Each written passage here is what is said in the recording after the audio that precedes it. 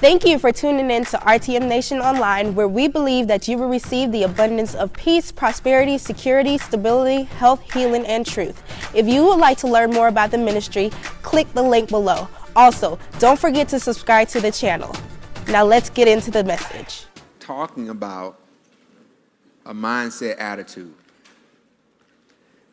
And in talking about a mindset attitude, I want you to realize that your minds are undergoing a conditioning.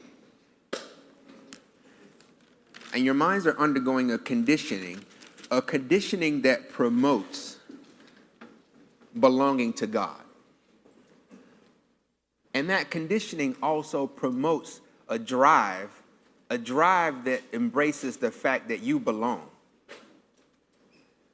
A conditioning that in a people, in you, Wesley Chapel, and each and every one of you spawns an attitude. An attitude that says, I want to take advantage of all the advantages of being a child of God. An attitude that says, I won't let one more second pass me by without believing God for the fullness of life as he sees it for me. When I think about attitude and conditioning, I had to conclude that I like that. It excites me that you're undergoing this conditioning. It excites me because when you undergo this conditioning, I know, and you should know, that there is power in a people who make the determination of embracing what they know they have a right to have. Today, our friend Jacob in the book of Genesis is going to join the roster of the men and women in the Bible who are conditioning our way of thinking. Only through changing the way we think can we truly embrace what God has for us. Because some of us, myself included, have so many impressions that have been deposited into us based on the way we grew up, based on who raised us, based on the last ministry we were in, whatever, that part of becoming the full you is a reconditioning to get you on the path to where God wants you to go, how he wants you to go down that road anyway. Turn to Genesis 32.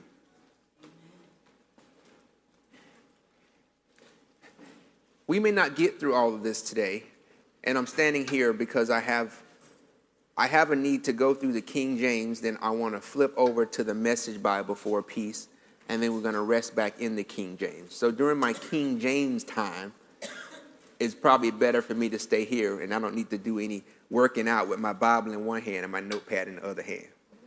That might look cool, but sometimes it can get to be uncomfortable. Oh, guess what?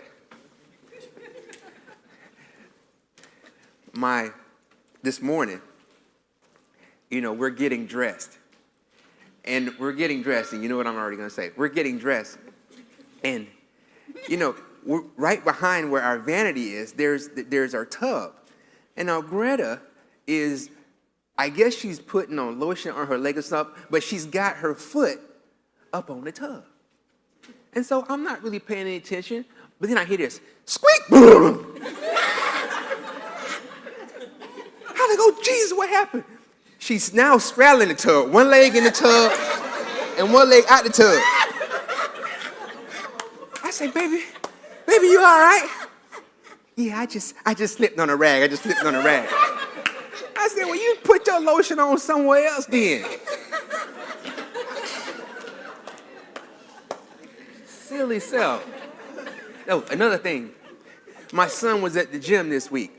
I always get you up to speed on the Smith stuff. My son was at the gym this week, and he's in Orlando. So I get this text. It says, boop. I said, yeah, it was Eric. So I look at it. He says, Dad, I just read an article while I was in the gym that says there could be a link between ibuprofen and men's fertility, or infertility in men. I read it. I digested it. My response? Good thing I got my 3 out the way early. That don't bug me. I'm taking my ibuprofen. Got my 3 out the way.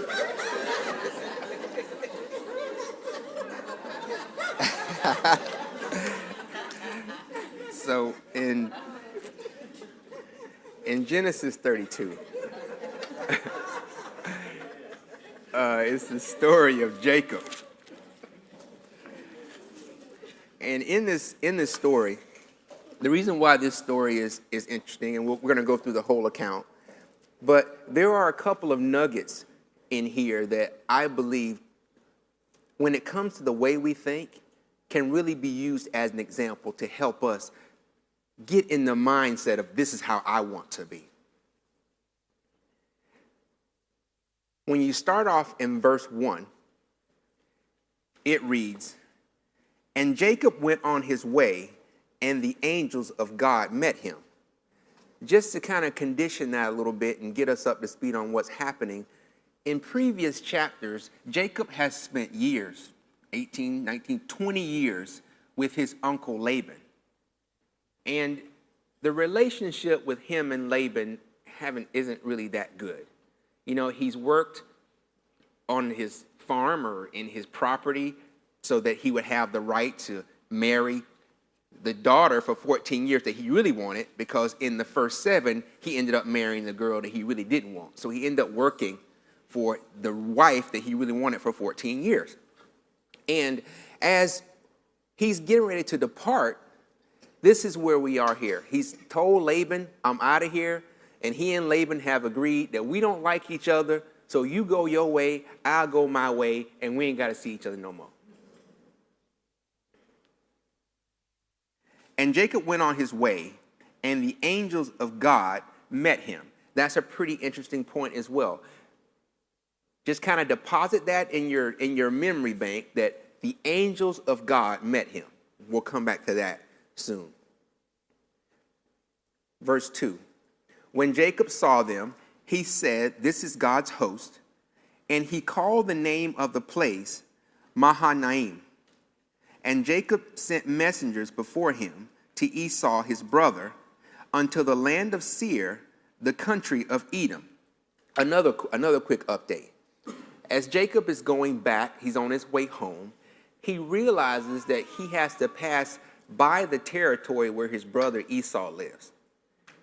The last time Jacob saw Esau wanted to kill him. But Esau didn't just want to kill him for no reason. He wanted to kill him because I'll call the man Jason. Jacob, scheming with his mama, figured out a way to steal Esau's blessing from the daddy. So Esau, right or wrong, was mad and wanted to kill him. So that's how Jacob ended up at Laban's. He was basically running away, trying to save his own life. Looking at I love it. At least I ain't kick out with no R. Kelly. The time. So as he's going, the time is soon approaching where Jacob is realizing that I'm going to probably run into my brother. And the last time I was involved with this rascal, he didn't like me too much. Verse 4. And he commanded them, saying, Jacob is talking to his people, "Thus shall ye speak unto my lord Esau." So he's sending some messengers before him so that they can talk to his brother. He's trying to feel out the situation. "Thy servant Jacob said thus, I have sojourned with Laban and stayed here until now. And I have oxen and donkeys and flocks and men servants and women servants. and I have sent to tell my Lord that I might find grace in thy sight. Now look at his word choice. Thy servant Jacob. And he's calling his brother master. So he's really trying to butter him up. I really, really hope that whatever happened between us in the past is in the past. Here's the way I see it, though. He's saying something like this. Brother, I'm headed your way. I'm headed your way, and I have a whole bunch of people and a whole bunch of stuff with me. The odds of me passing you by quickly and quietly without you recognizing I'm there is slim. So, dear brother, master, if you don't mind, please allow your servant, me, your brother, and all my stuff to pass you by nice and quiet. I promise we'll be out of your way soon and you'll never have to see me again. That's his message. Please just don't bother me if you don't mind. Just let me come on through. Why? Because if he thought he could sneak by, he would. He got too much stuff, too much baggage, making too much fuss to get by. 6. And the messengers returned to Jacob, saying, we came to thy brother Esau, and also he cometh to meet thee. So we came, saw your brother Esau, and he's coming to meet thee. And 400 men with him. Verse 7 starts off, then Jacob was greatly afraid and distressed. This is where we come into the Message Bible.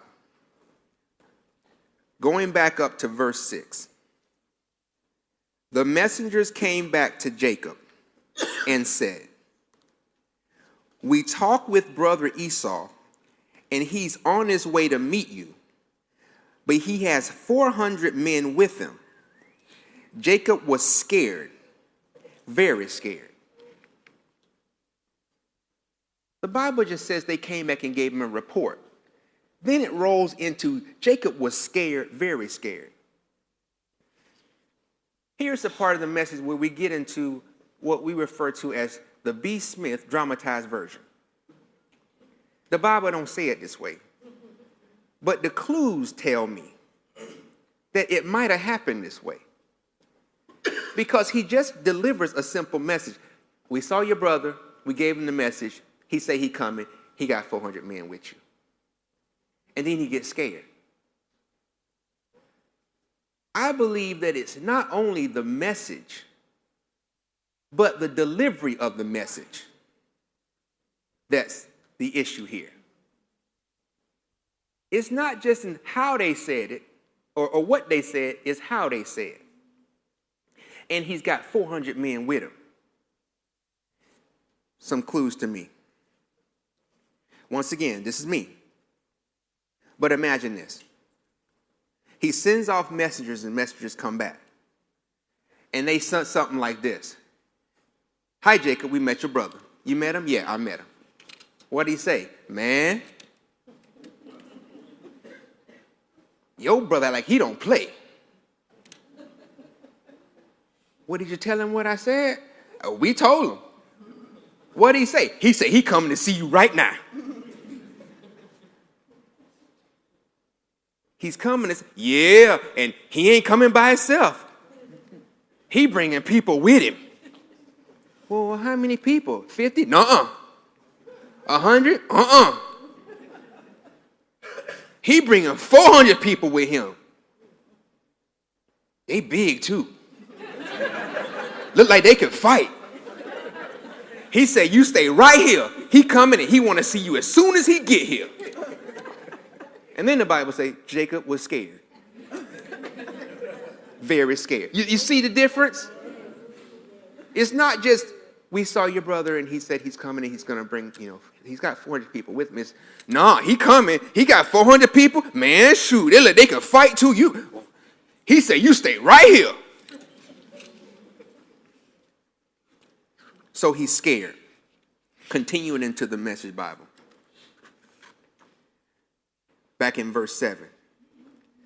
Jacob was scared, very scared. Panicked, he divided the sheep, the people, cattle, and camels into two camps. He thought, if Esau comes on the first camp and attacks it, the other camp has a chance to get away. So he's trying to divide his people up so that if one group gets destroyed because Esau attacks them, maybe the other half will get away. And then Jacob prayed. Family, Jacob is afraid. Fear. Not any sense of God's protection, but fear is the controlling element right now of all of his thoughts. Fear is his driver. Fear has gripped his mind. When he's thinking through the fear, all he can think of is Esau is on his way to kill him. And the 400 men in his mind are ravaging and pillaging and killing and murdering his whole camp. Turn to Genesis 33 really quick for me. Every gruesome detail of the possible end is being played right now in Jacob's mind. In his mind. Not in reality. In his mind. Genesis 33, the reason why we want to read these first four verses is that it's going to tell us the end of the story before we go back into it. Why do we take this go around? Why do we go this way? Because it's important for each of us to know how the end of this story is, since it'll give us a better depiction of how our thought life can run away with us before the real situation even shows up. 33, starting in verse 1. And Jacob lifted up his eyes and looked, and behold, Esau came, and with him 400 men, those 400 men, and he divided the children, meaning Jacob, unto Leah and unto Rachel, and unto his two handmaids. And he put the handmaids and their children foremost, and Leah and her children after, and Rachel and Joseph hindermost. And he passed over before them and bowed himself to the ground 7 times until he came near his brother. Read verse 4 with me, King James. It says, and Esau ran to meet him and embraced him and fell on his neck and kissed him, and they wept. His brother loved on him. He didn't murder him. He didn't put an end to his family and everything that he knew. His brother saw him and ran up and embraced him. They wept together. Now go back to 32. Now that you know the end of the story.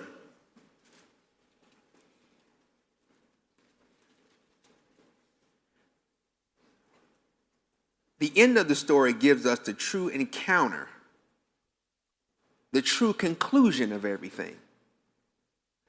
But as Jacob is moving through his life, allowing his mind to run away with him, he gets caught up in a situation where his potential future becomes a reality that begins to anguish him in the present.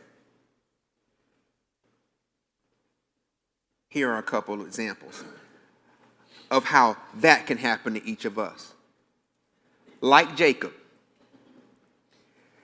if we let our minds go unchecked, unconditioned, uncontrolled, we can, listen to this, paint a defeated picture of our end, and that mental future defeat will paralyze us in the present. If we're not careful and we don't get a grip on our thought life, get it controlled, get it reined in, get it under God's wisdom, get it under his view, soak in and become a disciple of Christ. If we don't get a control of that, we can allow our thought life to run away with us with a potential defeated future that is so real that it paralyzes us in the present.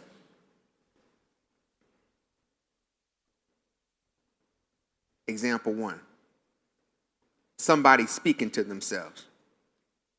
I would go to college, but I don't have the money. People say I should apply for scholarships, but they'll never give me any money. Besides, if I get a scholarship, what if I don't get good grades and they'll take my scholarship away? They take my scholarship away, I get kicked out of school because I don't have the money to finish. Before they've even started, they've lost their scholarship because of bad grades, got kicked out of college, and back home or wherever. Why? They didn't get a handle on their thought life. Instead of thinking of a defeated future, isn't it much, much glorious, much better to think of a positive future? Why can't God do something positive in my life? As you get those seeds of negativity, that's not from God.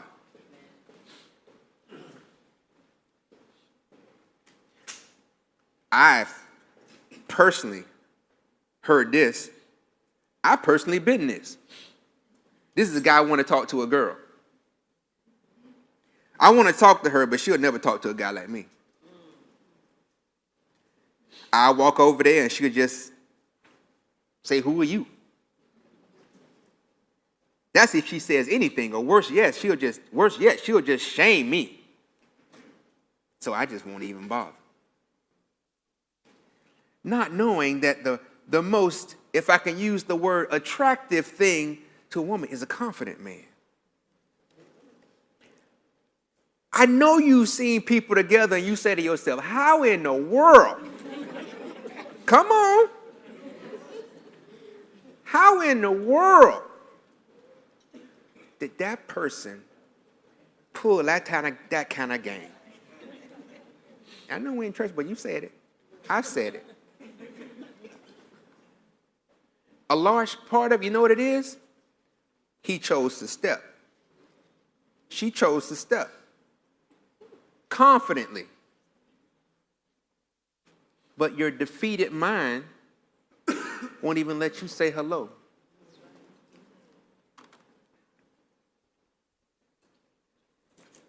It happens even when we're raising our children.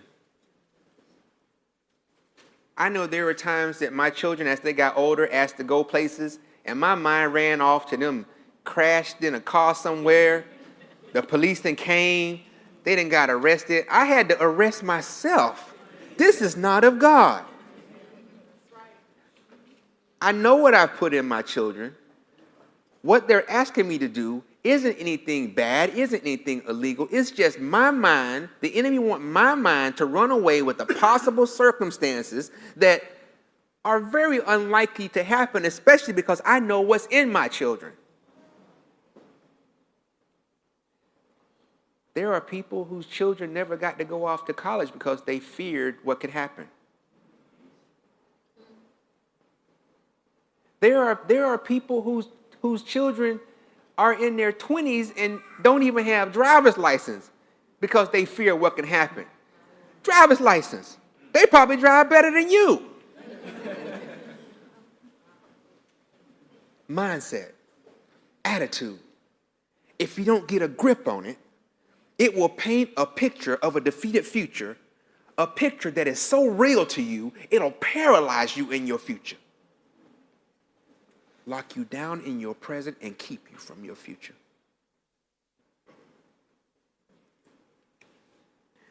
Go back to Genesis 32, verse 9. I'm reading in the Message Bible.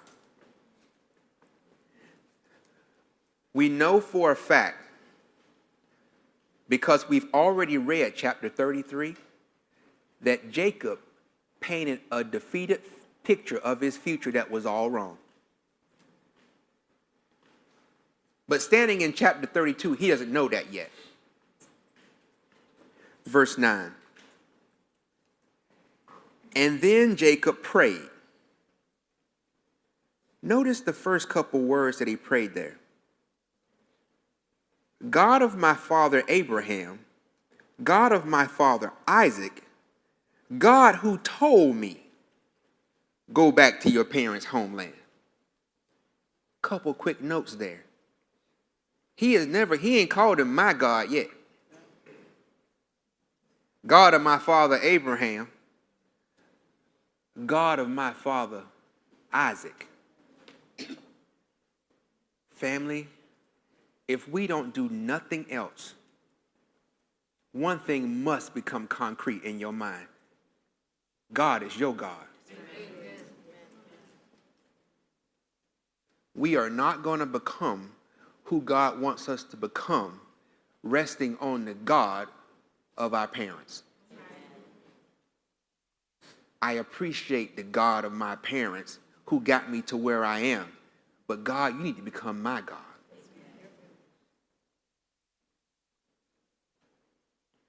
He also says, God who told me, trying to put God on notice that I'm doing what you asked me to do, so it's on you to take care of me. God know that. He don't have to tell God that. That's his fear talking. When we look into the Word of God and we pull out promises and we put those promises to prayer or we say them out loud, we need to make sure we're saying them out loud because we're confident in the power of them through God and not just as a fear. God, help me so this won't happen. It's different. It's very different to say a word out of fear than to say a word based on the confidence that you know the words that you're saying are accurate and true. Amen.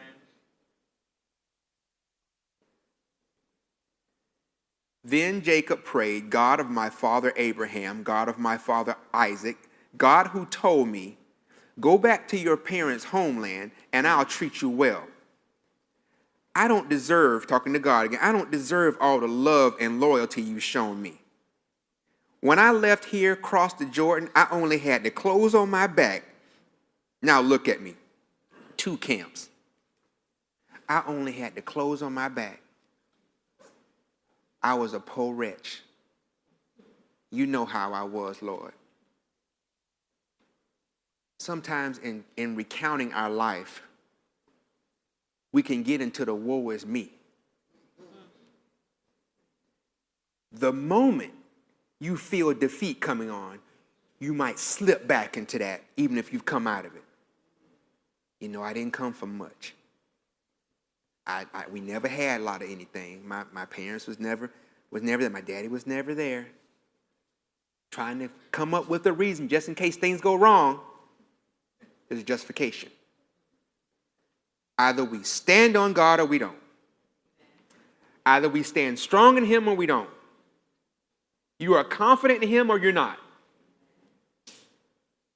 A double-minded man is unstable in all his ways. Let not that man think he will receive anything he asks from the Lord. But that's him. When I crossed the Jordan, I only had the clothes on my back. Now look at me now, I'm 2 camps.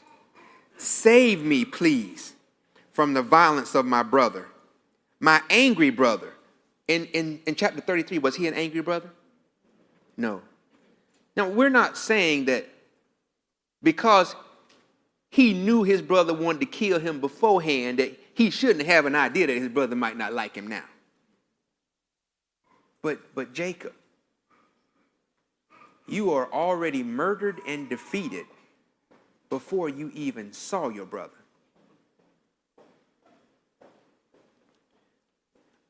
What am I saying? Nothing in the message that we got said that his brother said, I'm coming to kill you. He just said, I'm coming. If his intent was to kill you, that would have likely been part of the message.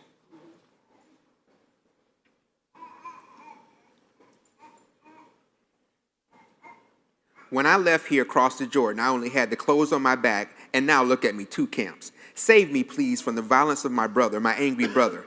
I'm afraid he'll come and attack us all, me, the mothers, the children, and you yourself said, once again, putting God on notice,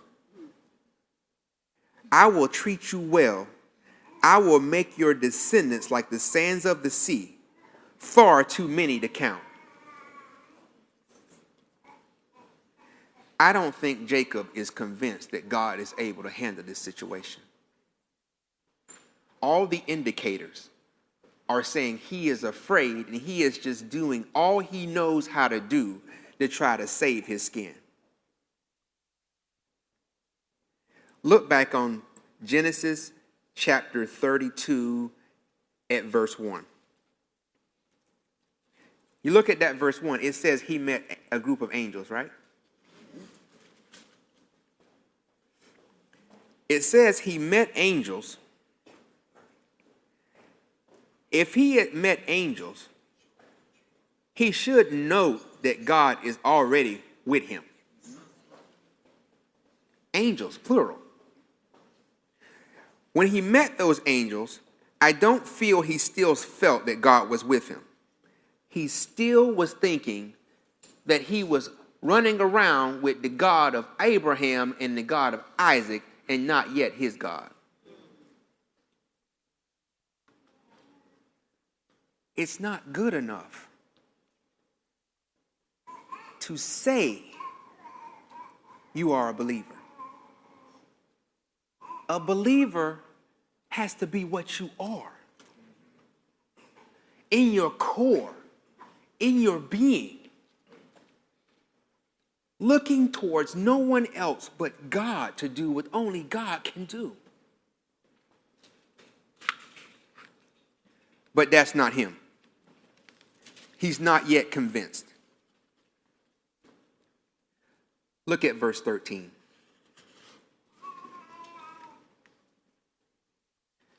Verse 13 is going to tell us that he's fallen asleep. He's getting ready to fall asleep for the night.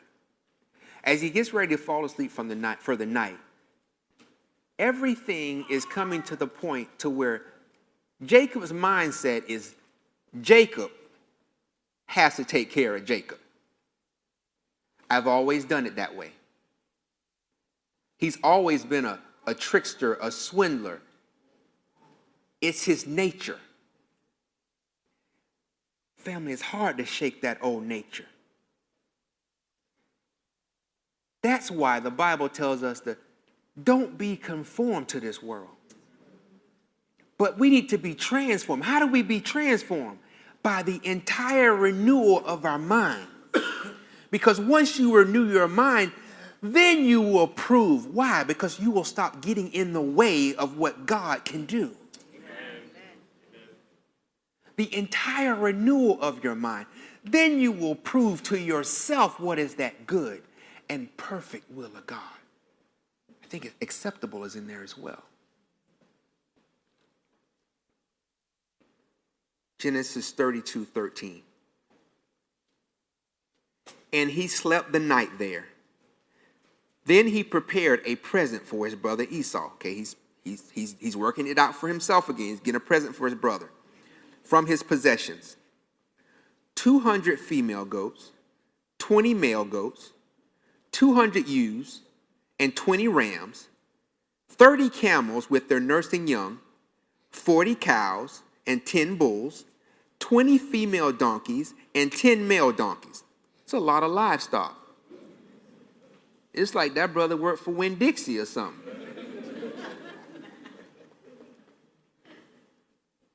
It's a lot of them. He put a servant in charge of each herd and said, "Go ahead of me and keep a healthy space between each herd." Now, that's interesting. You know how you have, like my daughter, for example. My daughter was born in December. So December is an odd month when a child is born, especially as a Christian, in a Christian family, because you have Christmas. So the gifts, you wait 12 months to get gifts. And people try to sneak your birthday gift in on Christmas Day. You know how the people do, trying to be cheap? This is your birthday and Christmas. Well, your brother and sister, they get 2 presents a year because they were born in June. You ain't had no control of that. It's just when you and mom and daddy decide in plus 9 months, then I could end up in December. Right? So he wants to make sure that his gift giving makes maximum impact. So keep some space between so that when he get hit with the first gift, hopefully he like, oh, that's my brother right there. But then coming around about April, boom, he get another gift. Oh, that's my brother right there. Then around by September, boom, we hit him with another gift. Oh, my brother loved me. Then by the time I get there, he would have been gone through 3 recurring gifts from me. That's what I believe that is. Keep some healthy space between y'all so that these gifts don't all show up at the same time. I want to work on his heart a little bit.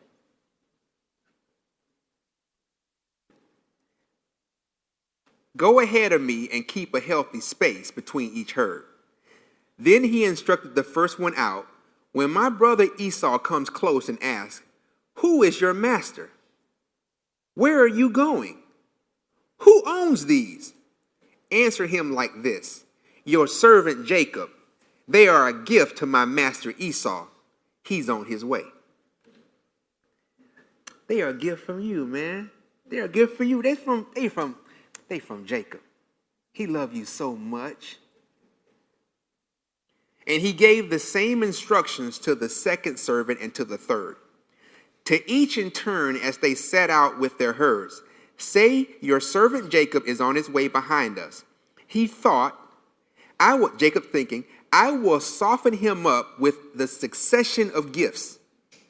Then when he sees me face to face, maybe he'll be glad and welcome me. He priming that pump. He's trying to butter his brother up. Why? Because at his core, he is working with a base of fear that if I don't do something, this may be the last few days I have on this earth. Jacob, you must recondition your mind. If you really believe, which we will learn shortly, I believe that there is a point that he does start believing. But if you really believe, you call yourself part of the family of Abraham, you call yourself a believer, at some point in time, you must let God be God.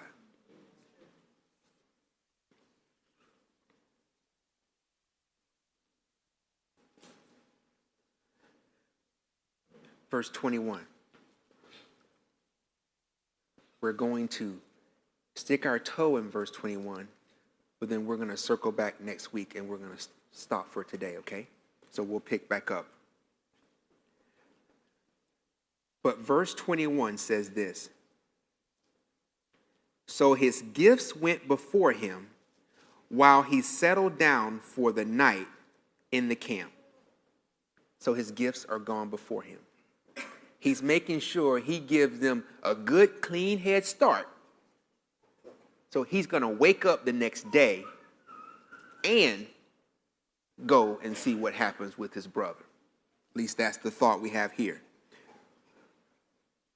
Where we want to end it today is this. We've reached a critical point in this story. A critical point where something is getting ready to happen to Jacob. Something is going to happen to him that's going to change his life forever. And when that change happens, he's going to emerge out of that change, I believe, a new man. Yes.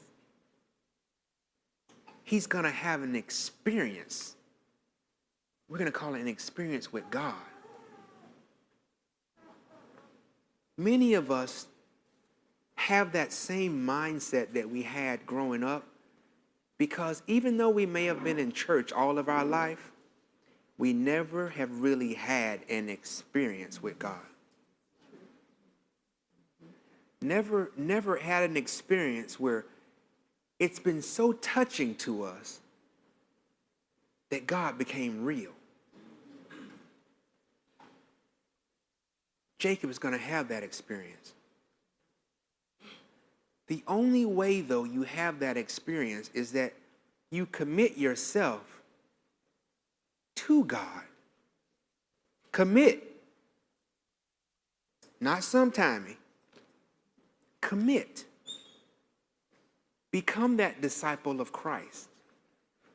Turn to God, just not based on when the situation is convenient, but turn to him for everything.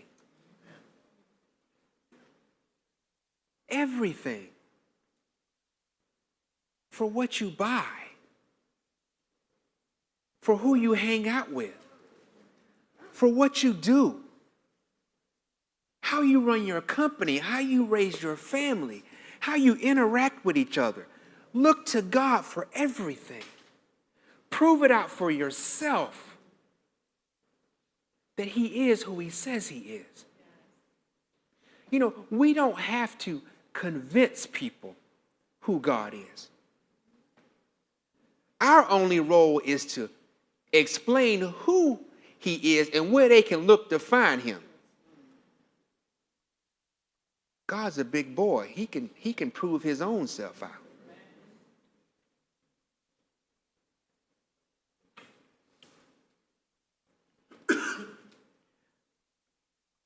So his gifts went before him while he settled down for the night in the camp. But during the night he got up and took his 2 wives, his 2 maidservants, and his 11 children and crossed the ford of Jabbok, the river, the brook. He got them safely across the brook along with all of his possessions. 21 says that he laid down for a nap, to go down for the night. Then it pops up and says, you know what? He went and got his wife and his children, and he took them across the brook, and then he came back. What makes a man lay down for the night, couple words earlier, and then all of a sudden get up and take a whole family across the river and come back? I believe he couldn't sleep. I believe in his mind that recurring concern and fear, that rehearsing defeat was so loud, banging in his head so loud that he couldn't even rest.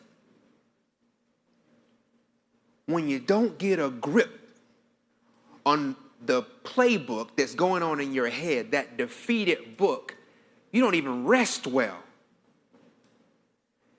Trying to lay down to go for a nap, so concerned about what's going to happen tomorrow.